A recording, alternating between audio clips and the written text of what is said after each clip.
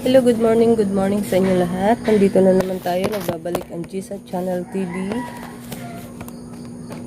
Matagal na tayong monetize sa channel ng Gisa Channel TV, pero hindi pa tayo nakakasahod kung kaya tiyaga-tiyaga lang tayo. Meron din naman tayo ng ipon, pero hindi kalakihan. Pero okay lang, at least meron. Topic natin for today is about paano natin pakikisamahan ng ating mga customer. Pasensya. Huwag natin silang hawayan. Pero hindi mo maiiwasan din yung gano'n. Kasi kung tumutulong ka na nga, tapos inaabuso ka, is parang hirap naman natablahin ka pa rin sa dami ng ginagawa mo. Support ka sa kanila.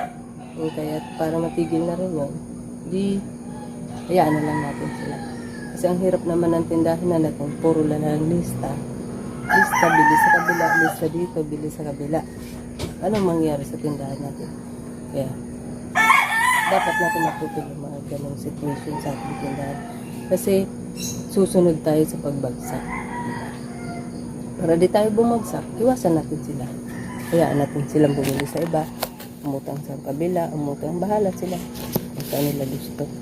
Ang importante, huwag nating hayaan ang negosyo natin sa mga ganon. Kasi sila naman yung tipong bahala na. Pagdating sa ibang bagay, may budget. Pagdating naman sa pagkain at mga personal na gamit, wala. Pakuha mo. Sorry na lang muna. Kasi ako guys, sa ito lang, ilang beses na ako naubusan ng paninda dahil sa intindi ko sa kanila. Pero ngayon, bahala na sila. Yung bumili sa akin, salamat. Yung ayaw, okay lang. Walang problema. Kasi ako guys, sa totoo lang, na-stress naman talaga ako pagka ganun ang sistema yung utang sa akin, bibili sa kabila. Pwede naman sa akin magpalista, pero hindi yung halos lahat na lang guys. Wala na tayong pumapasok na benta, puro na lang lista. Ayoko na lang ganun. Kasi ayoko. Kahit anong gawin mo sa sari-sari store mo, kung ganun talaga ang mangyayari. Kita mo guys, sarado na ang tindahan mo. Kaya sa mga baguhan pa lang magtitinda, tatagan nyo ang loob nyo. Dapat maging sa mga paninda mo. Kung gano'n mo pinaghirapan silang itinda, ganun din ang mo sa kanila. Concern mo sa kanila. Huwag kang bibigay sa mga customer na alam mo naman na tiyatabla ka lang din balang araw. Kasi yung tao ngayon kung saan sila makikinabang, doon sila pumunta. Ako, 11 years na ako nagtitinda dito, pero sa tindahan na to, ang hirap lumago. Bakit? Ang daming si ganito ganyan, si ganito ganyan. So ngayon, pati puhunan mo, hihiramin pa. Ako naman si mabait, papairam ko. Pero nung time na naubusan ng laman ng tindahan namin,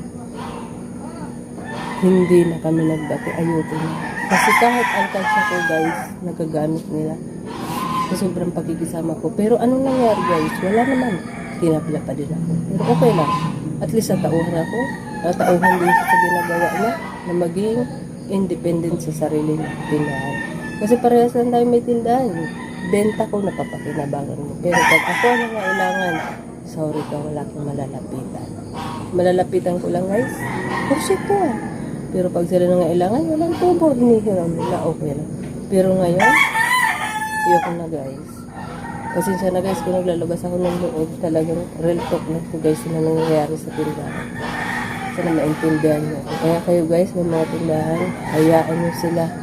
Magtinda tayo para pinita tayo ng piso, 3 piso, 2 piso. Hayaan nyo sila guys. Silang guys, ang sabi ko sa inyo, aasinso din tayo balangan.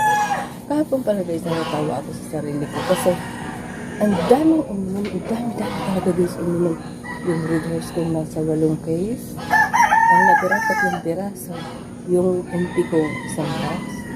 Walang natira. Ang natira lang guys, gin. Yun pala guys, alam niyo? Lito ba na daw pala?